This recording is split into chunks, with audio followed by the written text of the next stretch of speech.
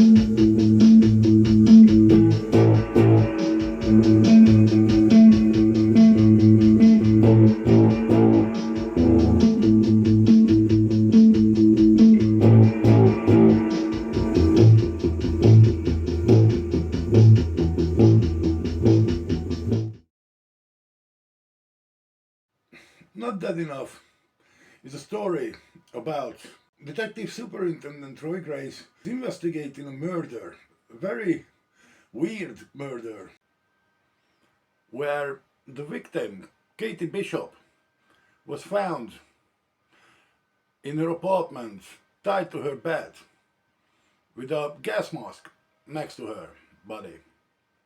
All the evidence seemed to point to the husband, Brian Bishop, but Bishop has an alibi. He was 60 miles away from town when the murder had taken place. While Roy investigates this case, more murders start happening. And the surfacing clues, the surfacing evidence, all point to Brian Bishop. To the point where Roy Grace has no other choice than to arrest the man. And the story we're kicking from here really. While Glenn Branson is recovering from the bullet wound he suffered in Looking Good Dead in the previous book, he is dragged back into the investigation a week early because he also has some turmoil in his personal life. Ari, his wife, is completely losing it now and basically thrown Glenn Branson out of their home, and now he kind of crashes at Roy's place. And like this strange murder case and Glenn Branson's personal life's problems weren't enough, Roy Grace received a phone call about a sighting of his missing wife, Sandy. And now, just as his relationship develops with Cleo Morley, he's really thrown into dark thoughts and difficult decisions to be made, maybe, in case Sandy's alive and she gets found.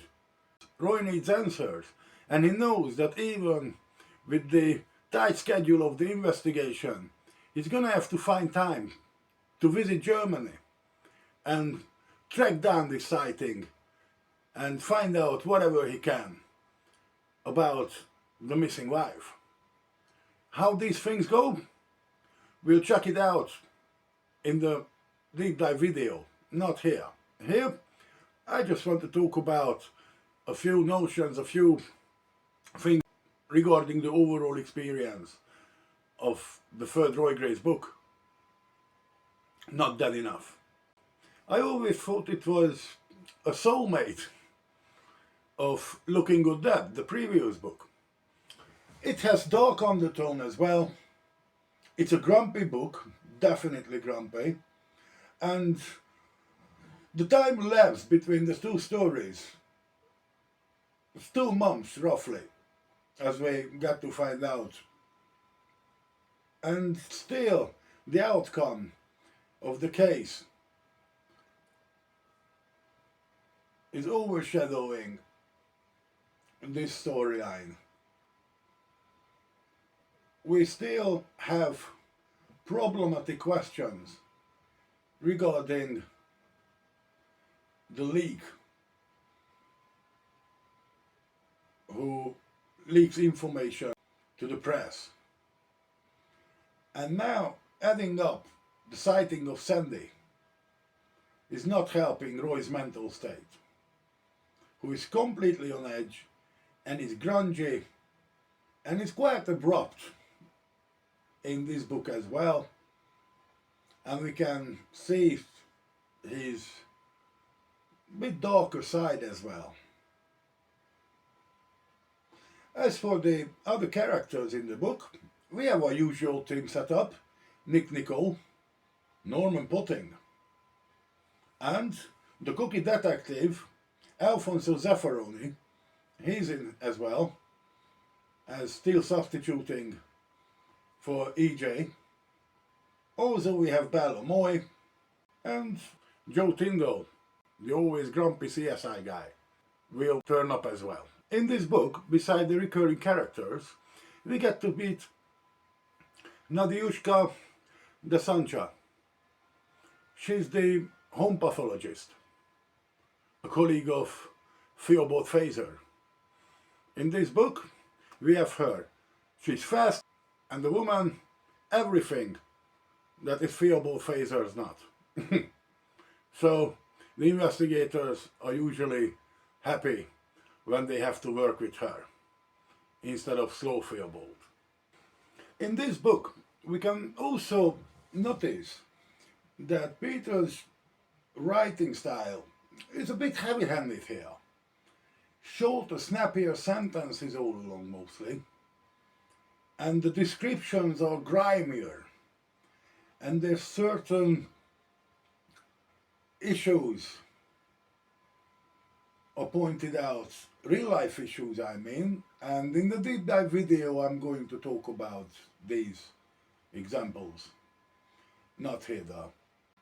And of course, let's not forget about the point of view pages, chapters in the book, where we get the perspective of the murderer in some sort of form of a diary, or, well, we're in his head technically, and we are told his observation firsthand, his observations of the world, his observations of his victims, his observations of life, and that adds a touch of creepiness towards this dark undertone this book carries as well.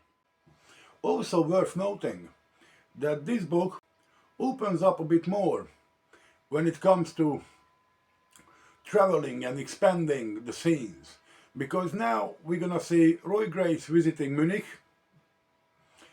and in later books we will find him traveling a bit far and wide sometime.